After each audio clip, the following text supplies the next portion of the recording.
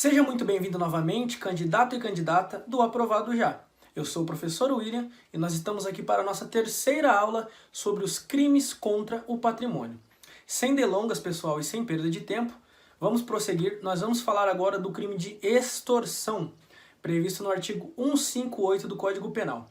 Porém, pessoal, aqui nós vamos fazer uma coisa diferente dos outros artigos. Aqui nós vamos coadunar 3 artigos de uma vez só. Por quê? Porque a extorsão, ela tem 3 tipos de extorsão previstos aqui no nosso Código Penal. Nós temos a extorsão propriamente dita, né? Nós temos a extorsão mediante sequestro e nós temos a extorsão indireta. Nós vamos falar de cada um deles.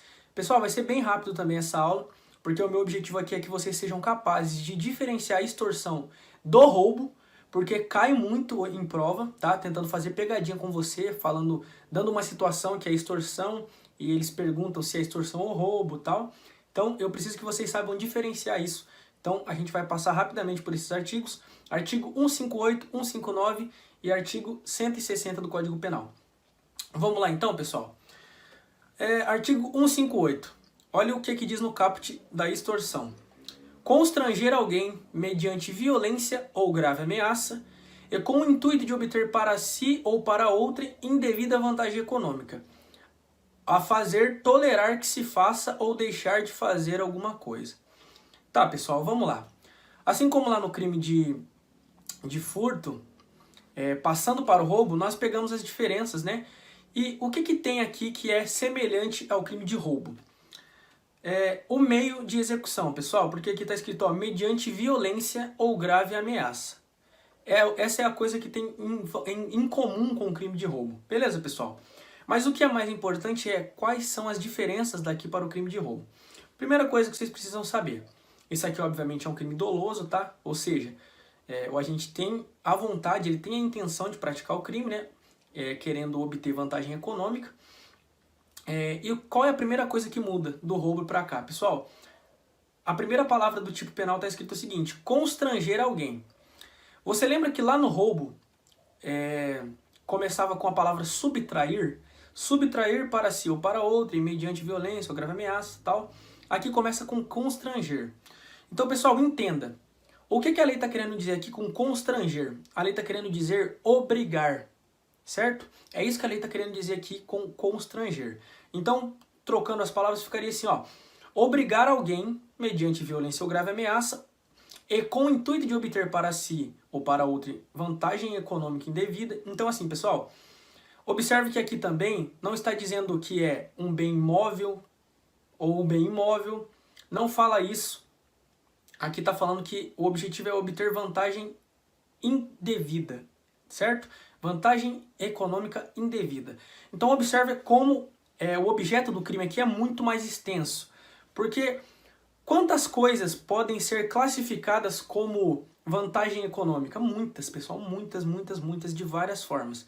Então o objeto jurídico aqui do crime, né, ele é muito maior, certo? Continuando, a fazer, tolerar que se faça ou deixar de fazer alguma coisa. Então esse crime aqui, ele pode se apresentar para você de 3 formas.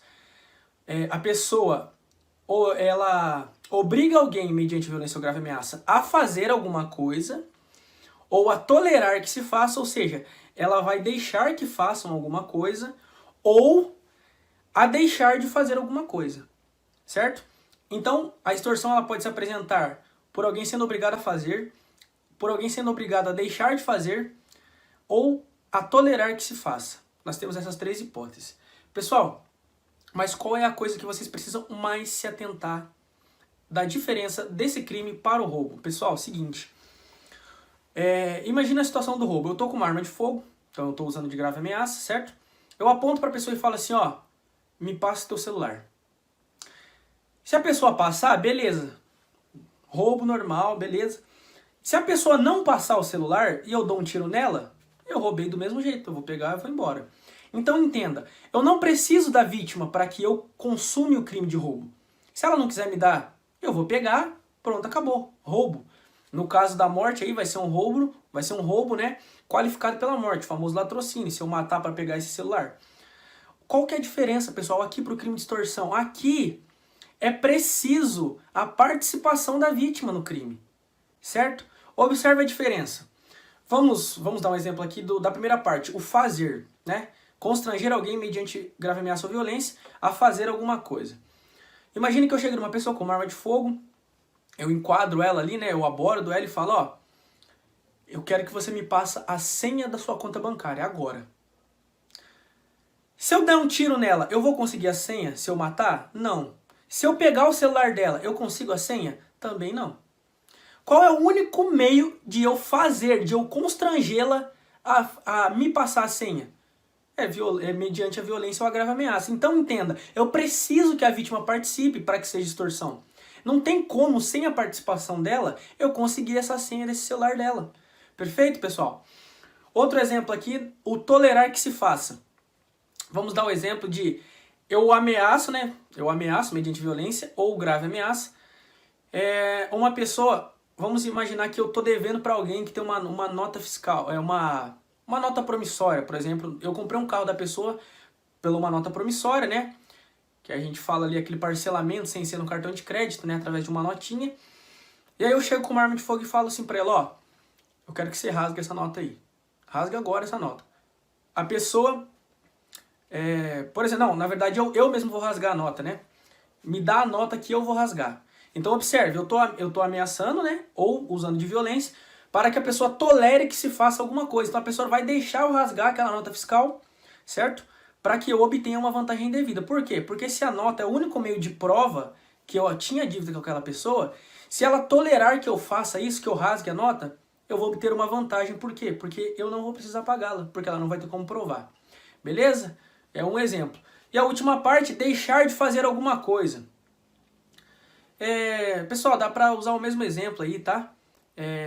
Você ameaçar a pessoa, por exemplo, para que ela deixe de fazer algo. Simples assim. Aí você pode usar a tua imaginação para poder imaginar. Tem diversas situações que poderia se enquadrar aqui. Imagine uma forma que você use de mediante violência ou grave ameaça, que você acabe obrigando a pessoa a deixar de fazer alguma coisa, obtendo, claro, vantagem indevida. Isso vai ser uma extorsão, beleza, pessoal? E qual que é a pena base aqui? Pessoal, a pena base é uma reclusão de 4 a 10 anos e multa. Vamos continuar, tá, pessoal? Parágrafo 1º. Se o crime é cometido por 2 ou mais pessoas ou com emprego de arma, a pena aumenta-se de 1/3 até a metade. Pessoal, aqui nós estamos diante de uma causa de aumento, vocês já sabem o que é. Então, se o crime é cometido por 2 ou mais pessoas. Notem que nos outros crimes, o que a lei traz é concurso de 2 ou mais pessoas. Aqui não está falando que é concurso. Aqui está falando que é por 2 ou mais pessoas. Então, pessoal, qual que é a diferença do concurso e aqui que está dizendo só por 2 ou mais pessoas? No concurso, pessoal, é o seguinte, no concurso a gente pode ter coautoria e a gente pode ter participação. O que é coautoria? Pessoal, coautoria é quando 2 pessoas ou mais, né, as duas praticam o núcleo do tipo. William, não entendi, eu vou te explicar. Qual que é o tipo penal do homicídio? Matar alguém. Então, se as 2 pessoas matam alguém, certo? As 2 praticam o verbo matar, isso é uma coautoria. Note, porque os 2 são autores, os 2 praticaram o crime. Agora, quando é participação, né, a gente chama essa pessoa de partícipe na participação, ela não pratica o núcleo do tipo. Por isso que é um concurso. Exemplo, no crime de homicídio, a pessoa empresta a arma. Note, ele participou do homicídio, só que não foi ele quem matou alguém. Então ele vai responder, vai ter aí as suas aplicações legais, só que ele não é um coautor, porque ele não praticou junto com o autor principal o núcleo do tipo. Perfeito? Então aqui, pessoal, o que a lei entende? Aqui, para que seja aplicada essa causa de aumento, é só se for coautoria. Só se for coautoria. Se for participação, não vai se aplicar. Por quê? Porque aqui não está escrito concurso. Aqui está escrito cometido por 2 ou mais pessoas. Tome cuidado com isso, tá? Ou emprego de arma. Pessoal, e aqui é o seguinte. Aqui pode ser tanto arma de fogo, arma branca, ou até aquilo que não foi feito, né, para ser uma arma, mas que tem uma capacidade de ser utilizada como arma. Por exemplo, uma garrafa quebrada, uma cadeira, Entendem? Isso não é típico para ser uma arma, mas se for utilizado como uma arma, aumenta-se a pena. Aí, pessoal, tome cuidado aqui também, porque, por exemplo, se for uma arma de brinquedo, não se aplica, assim como lá no roubo, não se aplica essa causa de aumento, beleza? Porque a arma de brinquedo ela não tem capacidade lesiva. Agora tem um entendimento, pessoal, dos tribunais superiores, que nesse caso aqui, se for uma arma desmuniciada, pode sim ser aplicado essa causa de aumento. Mas esse é entendimento, tá, pessoal? Não é regra, pode ser que outros tribunais entendam diferente, mas tome cuidado, por quê? Porque qual o entendimento que esse tribunal deu? Se a arma estiver desmuniciada, mesmo assim ela pode ser usada para dar coronhada. Então, teria aí uma capacidade lesiva, tá? Parágrafo 2º, pessoal. Aplica-se a extorsão praticada mediante violência, o disposto no parágrafo 3º do artigo anterior. Então, pessoal, se a extorsão for praticada mediante violência, o que ele está falando aqui? Está falando que a gente vai aplicar o roubo qualificado. Lembra que lá no parágrafo 3º do roubo qualificado está dizendo o seguinte, ó, se da violência resulta lesão corporal grave ou morte. Então é o famoso roubo qualificado. Quais são as duas qualificadoras do roubo que nós temos? É a lesão grave ou gravíssima, né? Que a pena é de 7 a 18 anos, e a morte, que a pena é de 20 a 30 anos. Então, se a extorsão for praticada com uso de violência, caso cause lesão grave ou gravíssima no agente, a pena vai ser de 7 a 18, assim como lá no roubo. Caso a extorsão leve à morte do agente, a pena vai ser de 20 a 30 anos, como prevê lá no latrocínio no roubo. Beleza, pessoal? Parágrafo 3º, aqui eu chamo a atenção dos senhores. Pessoal, o parágrafo 3º, nós estamos diante do famoso sequestro relâmpago. Tá bom, pessoal? Olha o que diz aqui no sequestro relâmpago. Não tem esse nome aqui na lei, mas eu estou dizendo para vocês que é o sequestro relâmpago. Se o crime é cometido mediante restrição de liberdade da vítima e essa condição é necessária para a obtenção da vantagem econômica, a pena é de reclusão de 6 a 12 anos, além de multa. Se resulta lesão corporal grave ou morte, aplicam-se as penas previstas no artigo 159, parágrafo 2º e 3º. Pessoal, vamos para a primeira parte. Se o crime é cometido mediante restrição da liberdade da vítima. Exemplo. Para uma pessoa na rua, rápido, sequestram ela ali rapidinho, levam e vão passando com ela de banco em banco, fazendo ela fazer saques ali naqueles bancos. Olha só, está constrangendo alguém, né, mediante violência ou grave ameaça, a fazer alguma coisa. Por isso é um sequestro relâmpago. Por quê? Porque a partir do momento que eles terminarem de fazer aquilo que eles querem, eles vão libertar a vítima. Pode ser que não, mas se fizerem isso, se eles não libertarem a vítima após o cometimento dessas infrações, aí já é outro crime. Mas no geral o sequestro relâmpago acontece assim, eles pegam a vítima de forma rápida, faz com que ela, obriga ela, constrange ela a fazer alguma coisa e depois acabam a liberando. Observem que durante o tempo em que ela está sob a custódia desses bandidos, olha aqui, se o crime é cometido mediante a restrição da liberdade da vítima. Quando ela está na custódia dos bandidos, ela está sem a liberdade dela, ela está tendo a liberdade dela restringida, perfeito? Por isso aqui, a pena daí no caso aqui vai ser de 6 a 12 anos. Beleza, pessoal? Além de multa. Aí tem a segunda parte. Se resulta lesão corporal grave ou morte, aplicam-se as penas previstas no artigo 159, parágrafo 2º e 3º. Pessoal, o que está falando no artigo 159, parágrafo 2º e 3º? Nesse caso aqui, é a extorsão mediante sequestro, que por sinal, quando tem o resultado morte, que é o parágrafo 3º, é a maior pena do Código Penal. Então tá falando o quê, pessoal? Se na extorsão, se no sequestro relâmpago, né, que é a extorsão ali mediante a restrição da liberdade da vítima, se houver lesão corporal grave, conforme o artigo 59, parágrafo 2º, a pena vai ser de 16 a 24 anos. E se isso levar à morte, a pena vai ser de 24 a 30 anos. Beleza, pessoal? Então ele está usando o próximo artigo que nós vamos ver para aumentar a pena no caso do sequestro relâmpago do artigo 158, parágrafo 3º. Beleza, pessoal? Gente, é isso aqui que vocês têm que saber do crime de extorsão básico aqui. Tome cuidado com as diferenças, a prova vai cobrar sim, meu querido, minha querida. É assim que eles vão cobrar de você. Eles querem saber se você é capaz de identificar a diferença do roubo para a extorsão, a diferença do sequestro relâmpago para o que nós vamos ver agora em seguida. Então tome muito cuidado, foque nas diferenças, beleza, pessoal? Vamos para a extorsão mediante sequestro, artigo 159. Sequestrar pessoa com o fim de obter para si ou para outra qualquer vantagem como condição ou preço de resgate. Qual que é o pulo do gato aqui? Tem gente que confunde isso daqui com um sequestro relâmpago. Por quê? Porque observa, aqui também tem a restrição da liberdade da vítima, certo? Mas o que que muda aqui? Pessoal, muda a parte final. Olha o que ele está falando no final. Como condição ou preço de resgate. Então, nesses casos, pessoal, sequestrar a pessoa com o fim de obter para si ou para outrem qualquer vantagem como condição ou preço de resgate. Então, o que acontece? Aqui nesse caso, a pessoa não é sequestrada e simplesmente obrigada a fazer alguma coisa. Nesse caso aqui, as pessoas, os bandidos sequestram a pessoa para pedir resgate. Entendeu a diferença? Isso aqui é uma extorsão mediante sequestro. Então, eles utilizam o sequestro da vítima para pedir resgate ou para ser uma condição para alguém fazer alguma coisa, utilizando-se ali da privação da liberdade da vítima. Essa é a diferença do sequestro relâmpago. Entendeu, pessoal? E outra coisa muito importante aqui. Você consegue perceber que aqui não é necessário de fato a participação da vítima? Porque se eu for pedir um resgate, eu não vou pedir para quem eu sequestrei, obviamente. Eu vou pedir para um terceiro, para algum familiar. Ali no sequestro relâmpago, pessoal, observe, a vítima ela está sendo sequestrada, só que ela vai praticar, ela vai ajudar, né? Ela vai ser obrigada a ela mesma fazer com que as pessoas que a sequestraram consigam a vantagem indevida.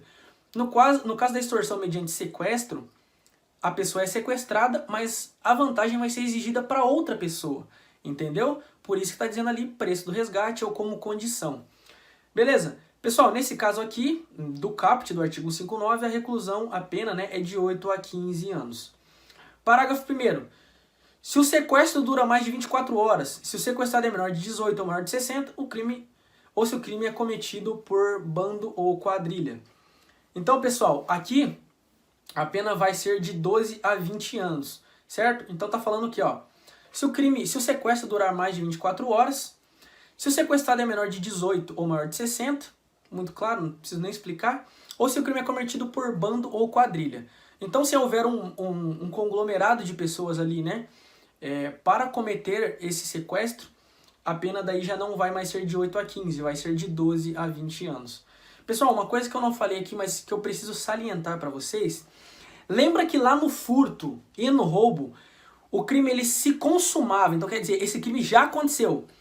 Quando invertia-se a posse do bem imóvel, então quando ocorreu a subtração e veio para minha posse, se eu estou roubando, tá consumado o crime.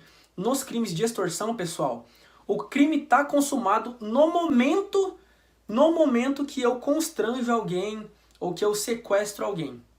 Beleza, pessoal? Se eu sequestrei alguém e eu pedir a vantagem indevida, está consumado o crime. Quando ocorrer ali a solicitação da vantagem indevida, o crime já está consumado. Por que eu estou falando isso? Porque cai em questão o seguinte, falando que para o crime se consumar, é necessário que a pessoa faça o que está sendo pedido, certo? Então, por exemplo, pediu o resgate, só se consuma a hora que pagar o resgate. Ou no caso do 158, só se consuma a hora que a pessoa, por exemplo, foi obrigada a ir lá no banco sacar. A hora que ela sacou e deu para os bandidos, aí sim consumou. Não. No momento em que a pessoa foi constrangida, certo? No momento que ela foi constrangida, exigindo-se uma vantagem devida, já consumou o crime. Não precisa que a vantagem seja atingida. Apenas a solicitação da vantagem já consuma esses crimes aqui. Toma cuidado com isso, tá, pessoal? Então, continuando aqui. Parágrafo 2º do artigo 159. Se do fato resulta lesão corporal de natureza grave. Então, no sequestro, né, na extorsão mediante sequestro, que é esse para pedir resgate ou como condição, se na hora do sequestro ali acontecer uma lesão corporal de natureza grave ou gravíssima, tá, pessoal? A lei fala grave, como lá no roubo fala grave, mas é gravíssima também. Não faz sentido que seja só grave e é gravíssima, não. Se ocorrer lesão corporal de natureza grave, a pena daí no caso vai ser de 16 a 24 anos. O parágrafo 3º, se resultar morte, a pena daí é de 24 a 30 anos. Pessoal, aqui nós temos a maior pena do Código Penal. Ah, William, mas não tem nenhuma outra pena que, que vai a 30 anos? Tem, mas essa daqui já começa em 24, tá bom? Não tem outra pena que comece já em 24, que a mínima é 24. Por isso, a gente diz que esse daqui é o crime com a maior pena. Parágrafo 4º, pessoal. Se o crime é cometido em concurso, o concorrente que denunciar a autoridade facilitando a libertação do sequestrado terá sua pena reduzida de 1 a 2/3. Pessoal, o que é isso daqui? Então, se houve um conglomerado de pessoas, como eu disse para vocês ali, bando ou quadrilha, se tem 2 ou mais pessoas cometendo crime, se uma das pessoas denunciar às autoridades competentes o crime, e isso facilite a libertação do sequestrado, ele vai ter a sua pena reduzida de 1 a 2/3. Beleza, pessoal? Isso daqui é o que a gente chama, tipo, uma espécie de delação premiada. Então, é o famoso, entre aspas, o cagueta, né? Que ele vai dar uma informação privilegiada que vai ajudar ou na resolução do crime ou em chegar-se mais fácil à resolução do crime. Ele vai ter aí a sua pena, ele tem um benefício de reduzir a sua pena, nesse caso, de 1 a 2/3. Pessoal, chegamos no último artigo, que aí é um artigo só, muito simples, que é a extorsão indireta. E o que é a extorsão indireta? Exigir ou receber como garantia de dívida, abusando da situação de alguém, documento que pode dar causa a procedimento criminal contra a vítima ou contra terceiro. Pessoal, o que é isso? Vou dar um exemplo para vocês entenderem. Imagine que tem alguém que me deve. A pessoa me deve dinheiro, ou me deve alguma coisa que tenha valor patrimonial, certo? Que seja capaz de auferir uma vantagem indevida econômica, né? Então a pessoa me deve, eu chego nela e falo assim, ó... Eu sei que você tem um documento aí, que prova que você cometeu tal crime, tal dia e tal horário. E é o seguinte, eu quero que você me dê esse documento aí como garantia da sua dívida. Enquanto eu tiver com esse documento, você vai ser obrigado a me pagar. Eu quero esse documento como garantia da minha dívida. Note, então pessoal, não está acontecendo de fato a vantagem indevida, mas eu estou constrangendo a pessoa a me pagar sob pena de eu usar aquele documento que comprova que ela cometeu um crime contra ela. Então ela vai ficar constrangida e ela vai me pagar, né, não porque deveria pagar, né, mas ela vai me pagar porque ela está sendo extorquida, né, por mim, por meio de um documento que pode dar início a um procedimento criminal contra ela. Olha só que interessante. Por isso que se chama extorsão indireta. Porque de fato não ocorre ali naquele momento a vantagem indevida, mas pode acontecer e... por isso que se chama extorsão indireta. Beleza, pessoal? Então toma cuidado. Se você ficou em dúvida, gente, volta o vídeo um pouquinho que vai ficar categórico para vocês esses 3 crimes. Novamente eu vou frisar, tome muito cuidado com as diferenças entre esse crime e o roubo. No roubo não é necessário que o agente participe do crime.